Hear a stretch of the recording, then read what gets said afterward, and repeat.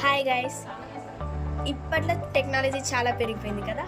ఇక్కడ మీకు కనిపిస్తుంది, చూడడానికి చాక్లెట్లా ఉండొచ్చు, కానీ ఇది ఒక హ్యాండ్ కర్చీఫ్ అంటే నమ్ముతారా? చూడండి.